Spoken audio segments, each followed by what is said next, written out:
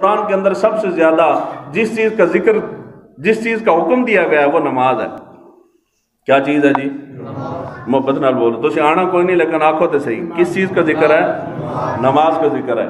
اور نماز ایک ایسی چیز ہے کہ جو کسی حال کے اندر معاف نہیں ہے۔ باقی تمام عبادات کسی نہ کسی کیفیت میں معاف ہے، مگر نماز حالت جنگ میں سامنے دشمن تلوار لے کے کھڑا ہو تب بھی معاف۔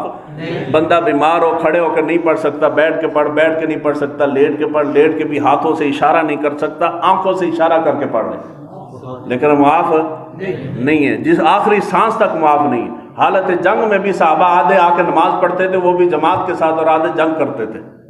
تھوڑی تے جنگ بھی کوئی نہیں ہوئی، تسی تے کرونا نال ڈر کے نمازاں چھڑ گئے ہو۔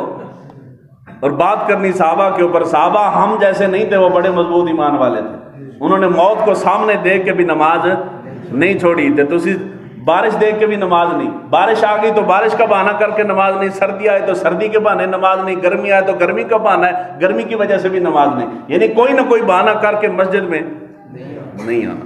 میں نے بہت ساری کوشش کی ہے اس جمعۃ المبارک کو، یعنی ہفتے والے دن سے ایک اگلا سٹیپ اٹھا رہا ہوں۔ وہ سٹیپ کیا ہے کہ میں آپ کو دعوت دینے آپ کے گھر آ رہا ہوں۔ اجی مجھے یہاں رکھا ہے نا، میں مصلی پہ کھڑا ہوتا ہوں، کیوں رکھا ہے؟ نماز پڑھانے کے لیے، انجی نا جی تسی نہیں پڑھو گے تو پھر اس کا یہ مطلب تو نہیں نا کہ میں چپ کر کے بیٹھ جاؤں گا۔ میرا کام ہے تمام طریقے استعمال کرنا، جدو سارے طریقے استعمال کر کے بے بس ہو جاؤں گا نا، پھر سکون نال بیٹھ جاؤں گا۔ حالی بے بس نہیں ہے، حالی میں نے امید ہے کہ کوئی نہ کوئی بندہ بچوں نکل آئے گا، اللہ دا شیر ذرا نمازی بنے گا۔ جمعہ آج کا دن گزر رہا ہے، ہفتے والے دن سے میں آپ کے دروازے پہ آ رہا ہوں آپ کو دعوت دینے کے لیے۔ 4-5 بندے نمازی اگر آپ کے دروازے پہ آ جائیں اور آپ کو کہیں کہ آپ نماز پڑھنے نہیں آتے، شرم دی گل ہے نا جی؟ شرم وہ ہے نا، شرم دی۔ اس لیے اس شرمندگی سے بچیں، میرے آنے سے پہلے آپ آ جائیں، میرے آنے سے پہلے آپ خود تشریف لے آئیں۔